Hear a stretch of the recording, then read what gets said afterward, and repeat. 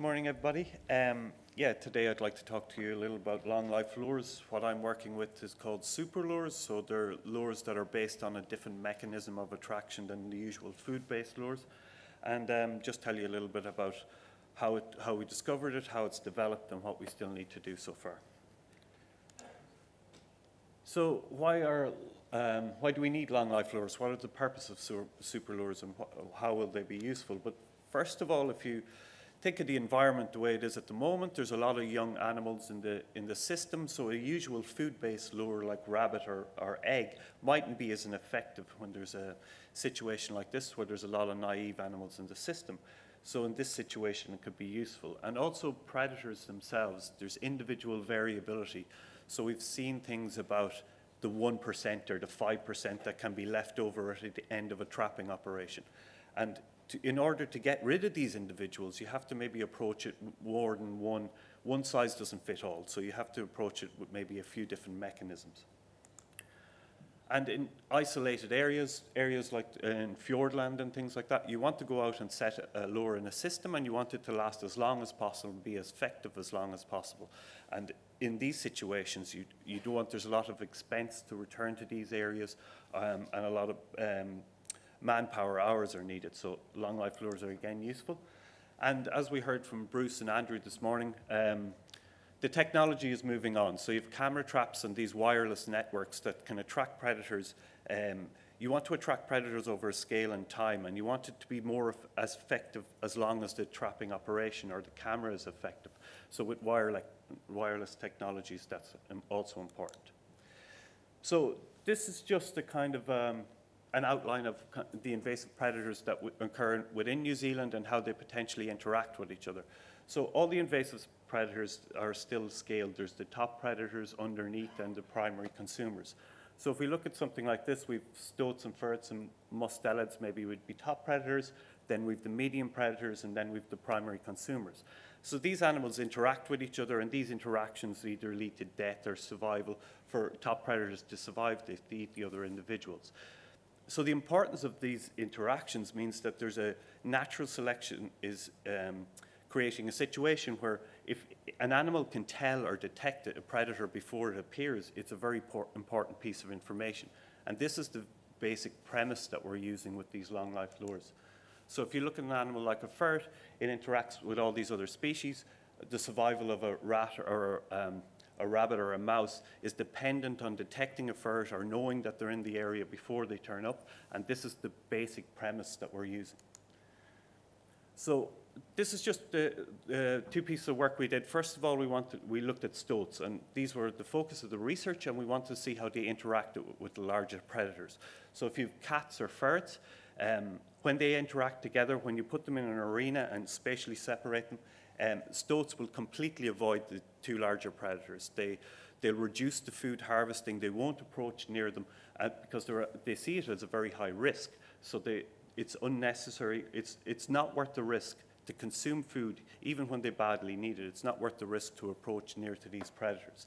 So we discovered that this was happening as you would expect it and as most people would know in the environment. So what we thought would be happening is if you got the scent of these larger predators and you got the stoat, then the stoat would avoid it as indeed it had avoided the larger predators. But what we found was exactly the opposite. Far from avoiding the scent of the larger predators, they were hugely attracted to it. If you put food in one area with no scent and food in another area with this dominant predator scent, they're more likely to approach, and they ate the food much sooner with the dominant predator scent included. And this was a very strange outcome, at least what we thought. We weren't predicting. The literature didn't suggest that this was going to be happening, and it wasn't immediately obvious for why it is. But as we thought about it a little bit more, it became a little more obvious. So there's information within scent, and even though the dominant predator is scary for an individual or a smaller animal or a prey species, this information is very important and it's worth investigating. So if an animal's walking along and detects scent in an area, immediately it knows whatever it detects, another predator has been through it. So it's spatial information. There's also temporal information, how the scent, how long it endures, and it can detect whether the scent has been there a long time or quite recently, which will give an indication about how much risk is presently in the area with that predator scent. And there's also integral information within the scent itself. So if an animal can tell potentially what the other predator is by detecting the scent, they can tell the diet of the other predator, so they can tell if it ate one of its own kind, one of the same species recently. That comes out through the system and can be detected in the scent. And it also can tell the sex of the predator potentially. And that is important because there's sexual dimorphism, so often males are larger animals and represent a greater threat to some individuals. So there's all this key information is encoded in the scent, and this is why the scent has value to other species within the system. So what we decided to do was then to test. So we saw that stoats were attracted to the scented dominant predator, but that was in pen trials, and this is in a very enclosed situation. But would we be able to reproduce the results out in the field? So what we did was very simple, we set up cameras. We had 2 lure vials represented by the white vials there. In one we put rabbit meat, the typical common bait that's used in most trapping systems. And in the other we either left it empty as a control, or we put in ferret pheromone within it. We had 20 different sites. We tested 10 with no pheromone and 10 with, and then we swapped it over. So all 20 sites experienced both just the rabbit meat on its own and rabbit meat with ferret odor. And this is a photograph from one of the cameras, and it gives a clear indication why it's important and why it can be useful for this other type of scent. So this stoat that's after dragging a rabbit that you presumably killed to the ferret pheromone lure vial. So even with food in the system, it's still worth investigating this, and that's the drive, and that's the power of this pheromone lure. So what we're looking at here is this is 3,300 hectares within the square. It's just the landscape scale, but it's all the landscape features are taken out. Each dot is representative of a different camera that we had in the landscape. And this is just when we use rabbit odor on its own. So we have 20 separate cameras, and the blue spots represent where we detected stoats. So there was 4 cameras that detected stoats in the landscape. 1 camera detected stoats a couple of times, and it's a bigger spot. So if you looked at that picture, you'd say, well, stoats are pretty rare in the landscape. They're not, most of the situations, they don't occur. Then if we look at the exact same 20 cameras and we add the ferret pheromone to it, it completely changes your perspective and changes the outlook. Now we're saying stoats are common on the landscape, and this is very mountainous area, so we imagine these could be the same individual stoats, but they're more likely multiple stoats.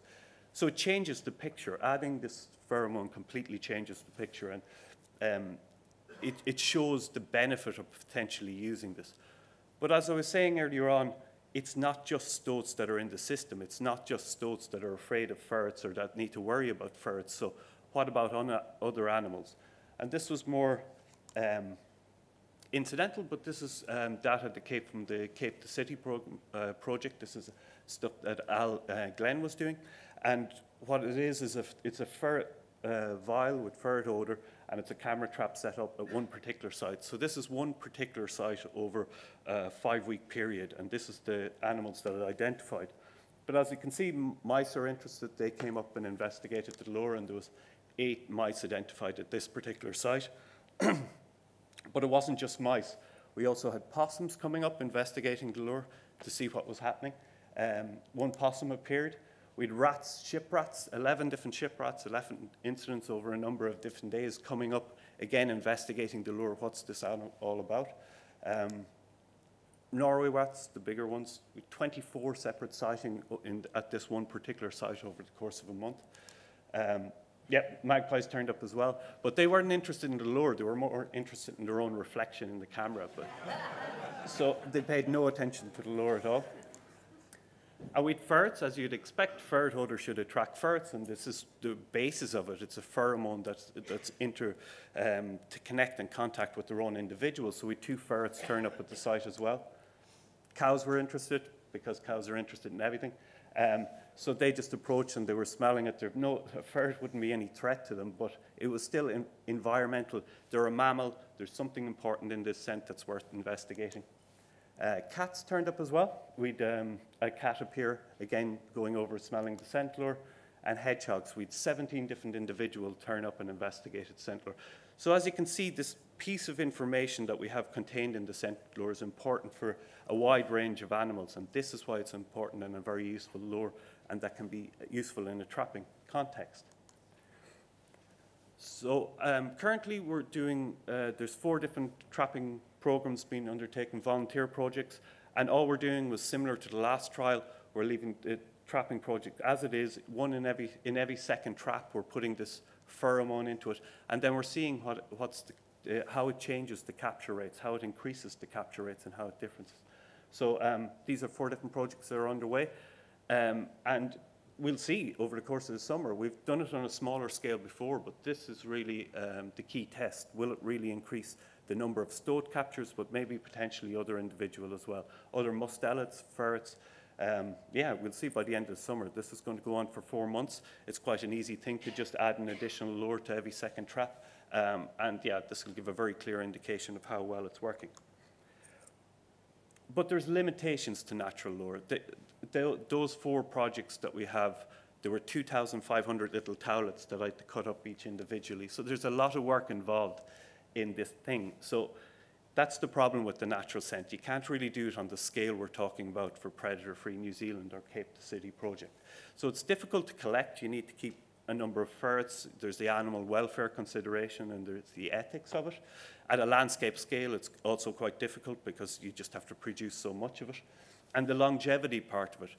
Actually, ferret odour is quite long-lasting. It can last 6 months, and you can still detect that it's ferret odour, but we don't know how long it's lasting and being very effective. Like, it's changed, the level of attraction changes over time. So if there was some way of maintaining that, that would be ideal. So that's what you really want. You want a can ferret spray that you can spray into a little trap, and it produces the results that you need without having to cut up 1 million towels. And to do this, you have to use a combination of behavior trials and chemical analysis. So 2 separate things. You look at the attraction to a particular odor, and then you look at what's behind it, what's formulating, what elements are together to produce this lure. So for the behavioral trials, what we did was we had a number of different ferrets. Each different ferret scent, yeah, we knocked out ferrets, rubbed the towel off them, very scientific. And you had each towel impregnated with scent. So we'd a number of different ferrets that were used, and then we tested the attraction of different stoats to this ferret odor. We know it's attractive, but was there variation? So what you'd love to find is variation between attraction. So some particular ferret is very attractive to stoats, and they approach multiple times, where another odor isn't as attractive, and it's the difference that would have been important. So this was the first step in the trial. And this is just the cages we use. So there's the odor is in that one, this little one there, and the stoat runs along, and the other one is just empty as a control. And the stoat goes up, investigates the odor, takes a look around, and runs away. And so what we did was each ferret odor was exposed to all 12 stoats. It was in the cage for a course of a night, so we could see if there was multiple approaches. Other behavioral measures, how soon it took for them to first approach. So we had this range of measures where there was scent marking and general responses to it. And these behavioral measures, then we had a set of behavioral measures for each individual ferret odor. And then you combine that with the data, with the chemical analysis, and you can see these are different ferrets, because you can see they have different eye color. So at the top, you have one particular ferret that has a particular scent that's attractive. And you can see the variability. So within each scent, there's a number of different compounds. And each of these peaks, so as you go along, these peaks are different compounds within the scent that escape out of the odor over time. As you go further along, the heavier ones are at the more extreme. So you can see for the first peak there, there's different heights. Yeah, the height here is different, is smaller to that height there, is different to that height there. And that's the amount of the compound that's contained within the ferret odor itself.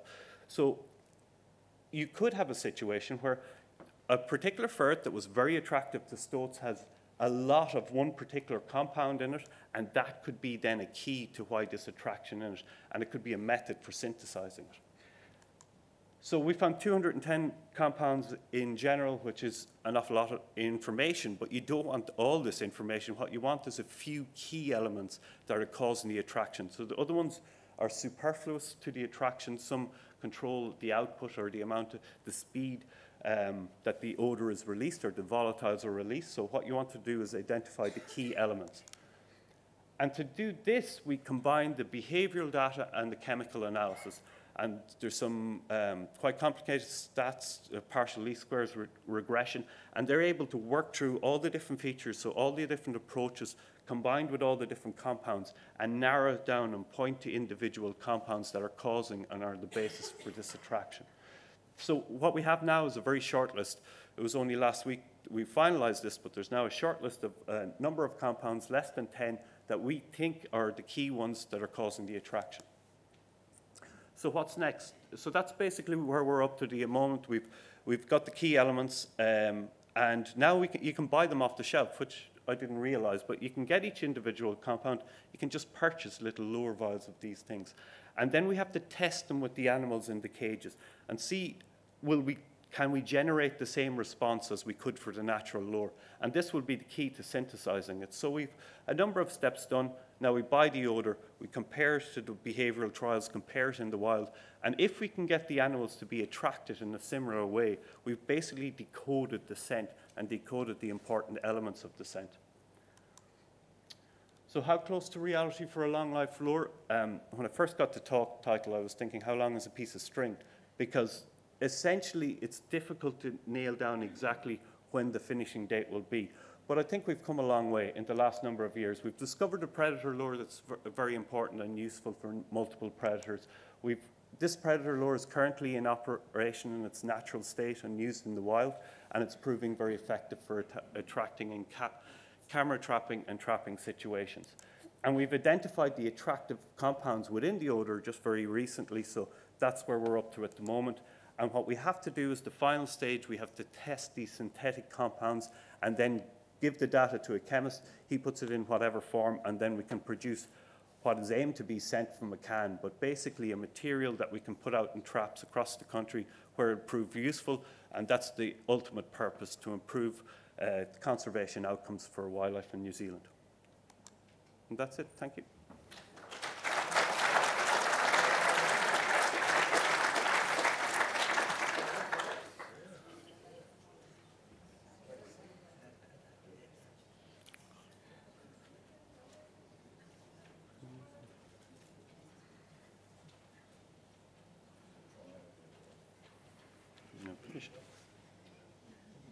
Okay.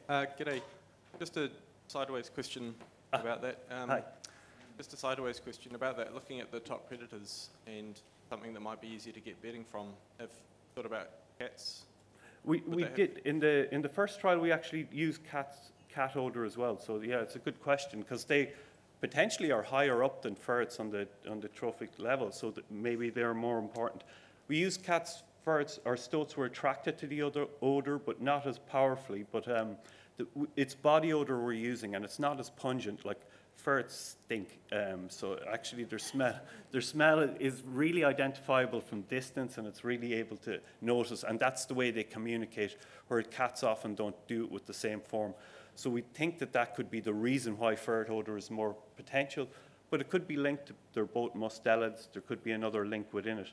But actually ferret odour is the strongest, and that's what proved the strongest response. But cat odour also did work. It also attracted stoats, food was eaten quicker, and they remained longer with it. So.